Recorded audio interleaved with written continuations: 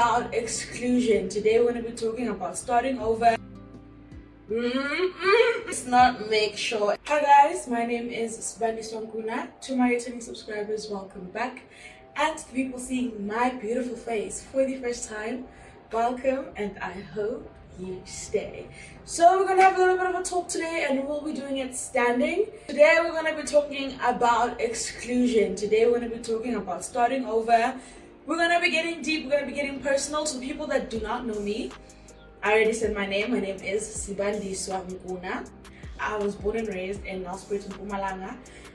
I did my matric in 2021 and I finished it then. And I started my first year at the University of Pretoria in 2022. I was doing a BSc in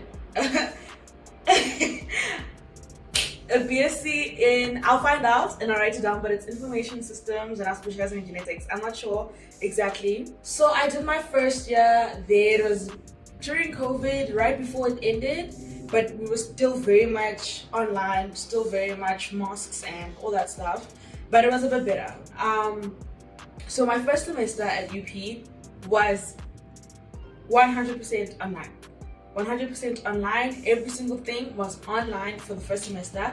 And with the degree I was doing, there was this this devil module. With the lecture we had back then, they did change it the year I left, but with the lecture I had back then, it was absolutely horrific. It was COS 132. Yeah, something like that. Nightmare. Fine. So I went through my first year and it was,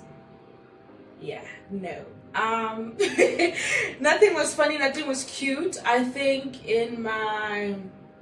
after my first semester, I was at risk of exclusion. I had failed, I think three modules, all of them core fundamental modules, all of them prerequisites for other modules throughout my entire degree. Like, especially that course 132, it carried every single thing. It carried my degree like this. It was my entire degree. So it was C++, by the way. It's a programming language. Failed it, flying colorfully. Failed it. I got like 30-something%, I'm not sure, but it wasn't good. And I was like, damn. I had known that I had failed very heavy rating modules. With that having done, I knew I was at risk because those modules were 12 credits, maybe 10 credits was one of them. And the rules at UP say, especially for my degree, I don't know if it's for every degree, but you need to get 70% of the credits of the year, right? So by then I knew that unless I start doing like electives that will accumulate that 70%, if I just stick with the guided modules, I wasn't making 70%. I wasn't gonna make 70%. So in July I was down bad. I didn't get an exclusion letter, but when I did the maths myself, I was like, it's not looking good here. It's not good here. So yeah, no, I crashed out in July and I decided to change my life. I changed my life, came back second semester. Guys, when I say the spirits were with me, then guys, I got 4 distinctions. I was like, shh. But for me to not get excluded at all, I had to pass all my second semester modules, and then there were statistics. To those that know, BME, I did a lot of bio, life science kind of modules as well because I was specializing in genetics. Guys, I'm telling you, in my entire degree, it looked like I was doing a biological degree instead of an IT degree because all the IT, the maths, the computer, everything, failing it. I was failing it, but the biology, the things that weren't part of my degree, flying colors. Then BME came, which was stats in like biology or something like that. Guys, I fought for my life. That was my first sub. That was my first sub that I got. And I was like, oh my goodness. Okay, I didn't pass the sub either. I failed that module. And that solidified my first exclusion because I got excluded twice. That like cemented my first exclusion. So I got my exclusion letter in December. when the results were coming out, but I wasn't that stressed about my appeal or anything like that because my marks from second semester were beautiful, and my speech, I was like, I was just adjusting to the whole university life. It was during COVID. I was waffling whole time, guys. I won't be able to tell you what exactly made me fail. Okay, cool. We go into 2023, and I'm telling my parents, I'm like, actually guys, I don't know if I want to keep doing this. I am not happy with my degree. I'm not happy with where I'm at. I don't even think I'm happy at UP and all that stuff. And I was like, let me change. And then everybody convinced me, no, IT is the way. Keep going in IT, because I was thinking of law and all those different degrees, even genetics alone, instead of the IT and genetics, just genetics. But they were like, no, stick with it. Like, what are you gonna do with genetics? There are so many lawyers. You know how parents be thinking. I was like, you know what? Okay, if everybody in my life is saying, well, in my life, my parents are saying, and my family, my siblings are saying, stick with the IT. I was like, okay, let me stick with it. Let's see it through. We got to see it through. So I go back. So fine, we go to 2023. My appeal gets accepted, gets approved. But now here, it gets approved with conditions. The conditions are, you must pass all your first year modules and all your second year modules. Oh, you must pass all your first year modules and 70% of your second year modules, like it said. So I had to pass all the ones I failed, plus get 70% of the credits that I needed in second year, right? So now I'm here, I'm registering, and I have to register for 4 modules basically that I failed in first year, right? Most of them coming from the first semester because they're nightmare. And then I had to register for the second year modules that I could do, which were all bio, by the way. There was no hint of computer science, no hint of IT anyway. It was all bio modules that I actually passed that I could carry on doing in second year. Fine, I applied for those, and cool. So basically I'm still doing my first year because the main first year modules I did not pass. Cool, I carry on with my second year, but first year, right? I start with that, and guys, I'm struggling. I can feel what's I go to my student advisor. So I go there, and this guy was like, no, if you made it into this faculty, it means you're smart, it means you can do it, blah blah blah. My brother, I'm not saying I'm dumb, I'm just saying it's not make sure. And at this point, I've done everything I thought I could possibly do. Let me just pour everything I can to work and leave everything to God. And beginning of 2023 was when I truly started my journey with God independently, like as an individual, not because of my family or anything like that, but because of me. And I just fully left everything to God. I was like, you know what, with all the things I've done that have seemed to keep me where I am, surely everything is in your hands. Like, there's nothing I can possibly do. I tried to change this degree. They said no. Like, the student advisor basically said, you're not going to change this degree. Like, go think about it, you'll come back later. Like, my parents were like, no. So now I'm doing first year and second year modules, guys. Mistake. Firstly, if your institution will allow you to register for the modules you failed only, and then you can you're already a year behind, dog. So just, because if you're gonna try and juggle like a clown, hey, you'll see that's funny. You will be the joke. So fine, now I'm juggling second year and first year, basically 1, 2 together. And guys, I'm not gonna lie to you, nah. My first year modules were genuinely hell. Like, they were genuinely hell. The first part of my semester was still with that lecturer that was that German man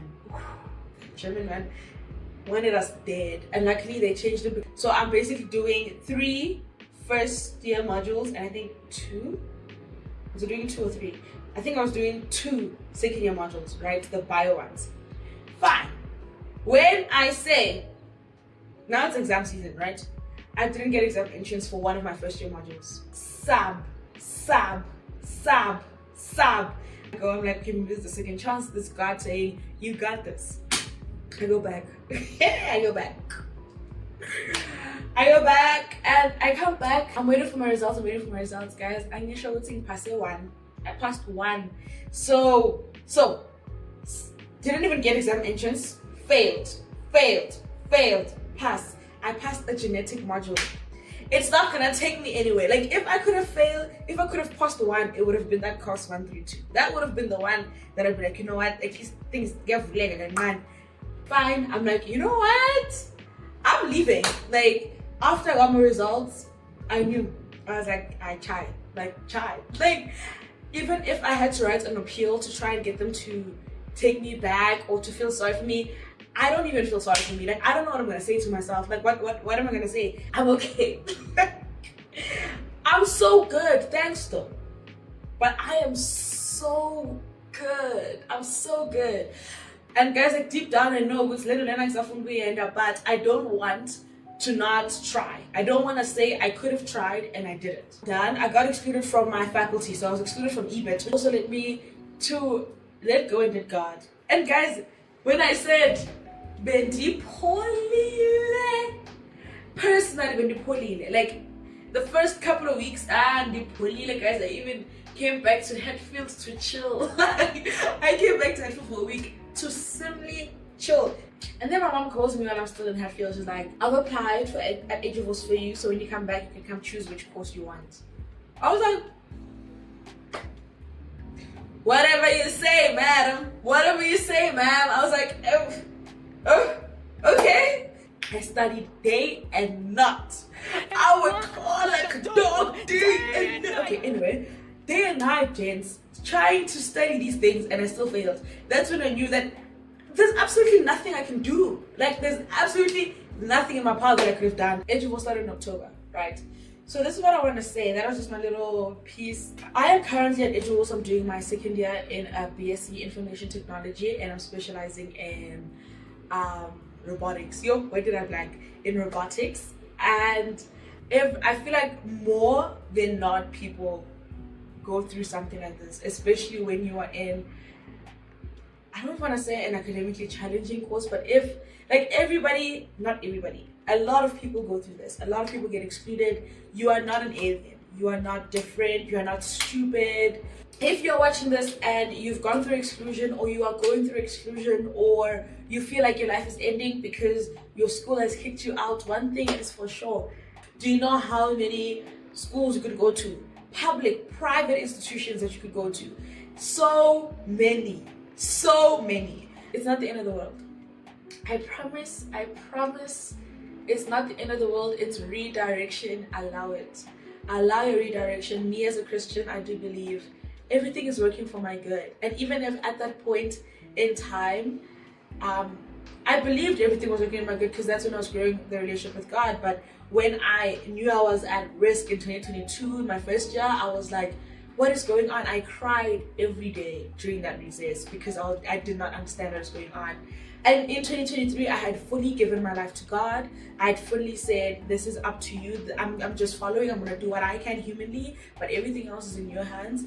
And I really did believe it was redirection from God. It was God saying, hey, this is not where you're supposed to be, or this is not your journey, this is not your story, but here you go. But you had to go through that so you can see me.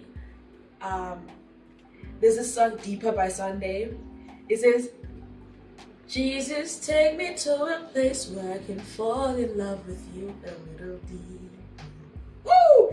That was UP for me. God took me to UP so I could see him again. We don't realize that sometimes trying to build a relationship with God means powerless, feeling so useless for you to know that restoration can only be done by God. That you have no strength yourself, and the only way you can find any kind of strength is through God. And I feel like that's what God did for me in 2023. Because guys, when I say soften up the mess, drop it in the water, let the daughter find her image with the rest. She'll be learning how to breathe, spinning through identity, reveal another peace that you can't understand, that people can't comprehend. And that's where I was, deep hole, guys. that is where I was at that point. I feel like God was very loud in my life at that. And you know what? It's crazy to be able to see God's grace and love when nothing is working well around you, when it feels like your life is falling apart. And I feel like that's when God is the loudest, because the strength for you to wake up every single day while your life is falling apart, impeccable. It can only be godly, right? A big part of my journey and feeling like I needed to start my YouTube channel is a big part of why my YouTube channel is a YouTube channel now, is because I needed that to be seen. I needed people to know that it is okay to start over. It is never too late until you are dead in the ground. It is never too late. Your timeline is not God's timeline. It's not the way God is planning it out, and that's okay. I had this thing of hold things with open hands, which I spoke about in another video as well. Hold things with open hands, because what you want in your heart or what you think your life is gonna be is not really what it is. So when you hold things with open hands, you present it to God, and God will say, ask. And then you need to be able to let it go, because as soon as you hold it like this, and God has to your fingers to for you to let it go, it's gonna hurt. Like you're gonna How many people have thought God has abandoned them because they were holding something with closed hands, and God said that's not for you, and you had to literally force your hands open, and that forcing your hand open is what threw you over the ship. So if there's one thing I would like you guys to take out of this video, is to hold things with open hands. Realize that starting over does not mean your life is over. It means you get to restart. It means you see God. I feel like starting over is God working in your life. It's God showing you redirect. It's God adding a plot twist. It's a testimony of your life. It's how you are becoming the person that God needs you to be. And if God is redirecting you, be thankful that God is still present in your life and showing you a different way. Don't see failure as you being a failure. Don't see failure as failure, period. The word failure is horrible. See it as redirection. See it as a restart. See it as God showing you something else. And God be talking to us and be just like, nah, I don't like what you're saying, so I'm not gonna listen. But I don't like what you're saying. Please, guys, understand. Exclusion, starting again, starting at a new institution, starting a degree all over again, repeating a year, repeating multiple years. Hey, there's something that you need to be there for that you wouldn't be there if you had passed all those years, if you had done it the smooth way, if I can say it that way. Now when I look at my school, I'm proud. I feel very grateful for God for removing me from an institution like UP, because where I'm at right now, I'm happy. I am doing something. I am like every time I go to class, I'm like, I'm so excited to be doing this because I love what I'm doing. I love my school. I love the way it works. I love every single thing. I am grateful to everybody that subscribes to my channel, everybody that watches my videos, likes, comments. We are on this journey, and I'm so grateful to have started this journey with you guys and to be carrying on. I will try to have more of these conversations. Thank you guys so much for watching. If you watched thus far, because I spoke a lot. Thank you guys so much for watching, and I'll see you guys in my next little video. My goal for this year is to reach 500 subscribers. So if you do, please do like, comment, and please share my content to other people, and let me know what you guys want to hear, what more you want me to talk about. Lots of love. See you in the next video.